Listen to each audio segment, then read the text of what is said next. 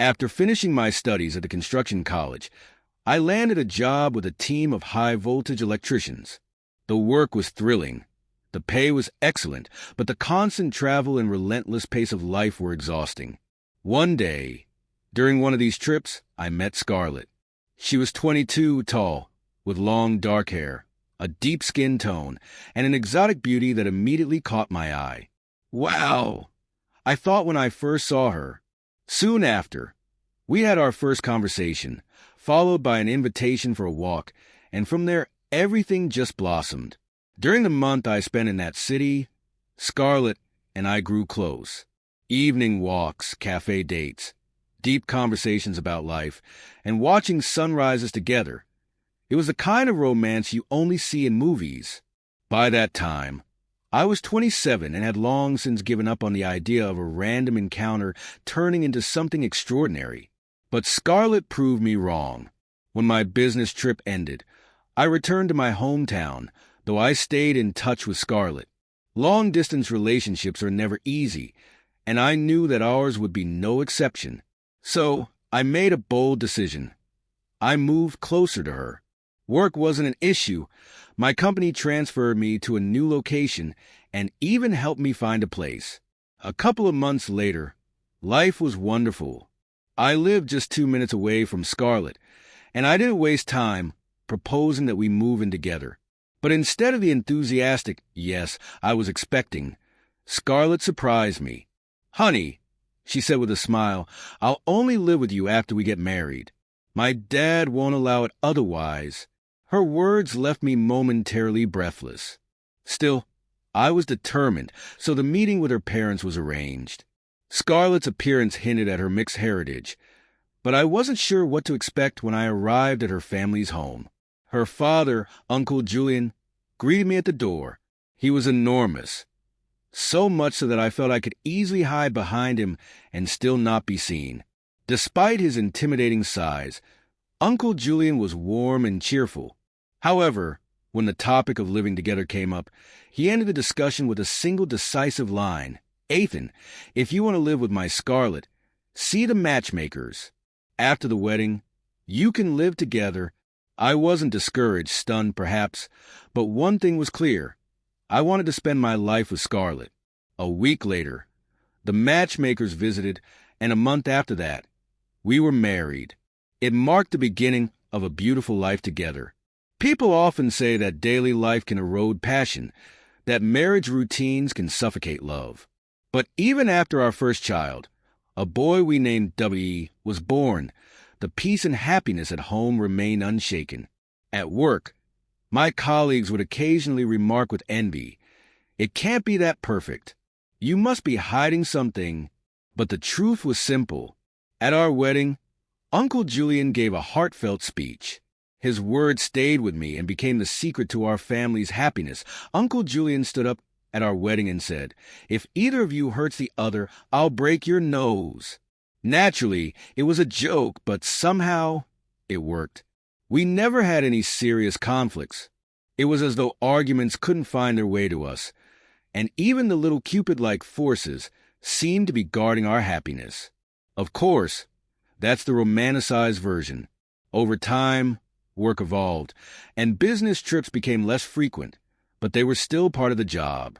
During those trips, I missed my family terribly.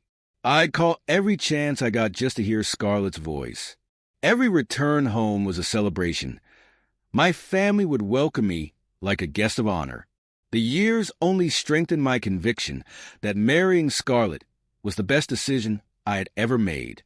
Then one day, during a business trip, I received a call from Scarlett. Her voice was calm, but carried a note of concern. "Ethan, we have a problem," she said. My heart sank. What happened? "They're going to admit me to the hospital. Pneumonia." Instantly, my mood plummeted. My mind raced with questions. How bad is it? What about our son? Who's taking care of everything at home? Fortunately, my in-laws stepped in to take care of our son, W, while I arranged for the earliest leave I could get. I didn't tell anyone I was coming back. I wanted it to be a surprise. When I arrived home, I went straight to the hospital. To my surprise, I was informed that Scarlett had been discharged the day before. Okay, I thought, she must be home. But when I got to the apartment, it was completely empty. Nothing was out of place, and there was no sign that anyone had been there recently. Without hesitation, I headed to my in-laws' house. Uncle Julian greeted me at the door, his cheerful demeanor quickly fading when he saw my expression. "Hey, Uncle Julian," I said, trying to keep calm. "I've got a surprise for Scarlett." "Where is she?" He frowned, confusion etched on his face. "Ethan, I thought she was with you." "She's not at home," I said, the unease in my voice undeniable. "She checked out of the hospital yesterday." "Are you saying she's not here either?" For a moment, we just stood there, staring at each other like a couple of baffled idiots. Uncle Julian was the first to snap out of it. He pulled out his phone, dialed Scarlett's number, and put it on speaker. "Yes, Daddy." Scarlett's voice came through the line. "How are you, daughter?" Uncle Julian asked, his voice steady but probing. "What are you up to?" "I'm fine, Daddy," she replied, a slight cheer in her tone. "Just going through some procedures. I'll call you back later." The conversation ended as abruptly as it began, leaving us more confused than ever. It felt as though the entire situation was following some pre-written script that neither of us had read. Determined to find answers, we returned to the hospital to ask questions, reached out to Scarlett's friends, and eventually tracked down an unfamiliar address. When we arrived at the unfamiliar address, music and laughter spilled out from the apartment. The lively noise was an odd backdrop to the growing tension in my chest. The door opened, and without a word, Uncle Julian stepped inside, his towering presence silencing the chatter within. I followed closely behind, unsure of what to expect but bracing for the worst. Inside, about a dozen people were scattered around, half of them men. Uncle Julian began inspecting the apartment, his eyes scanning every corner. Meanwhile, I stood frozen, my thoughts racing and my breath shallow. Suddenly, a loud crash and piercing screams erupted from one of the bedrooms. Without hesitation, Uncle Julian and I rushed toward the commotion. There, in the corner of the room, were two half-naked figures. Scarlett and another man. Uncle Julian didn't pause. He stormed across the room and unleashed his fury, delivering blow after heavy blow. His shouts and curses filled the air as the two were driven into the corner, helpless against his rage.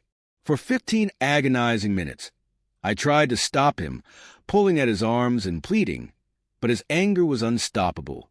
When he finally relented, Scarlett turned to me, her face streaked with tears, and said the only word she could muster.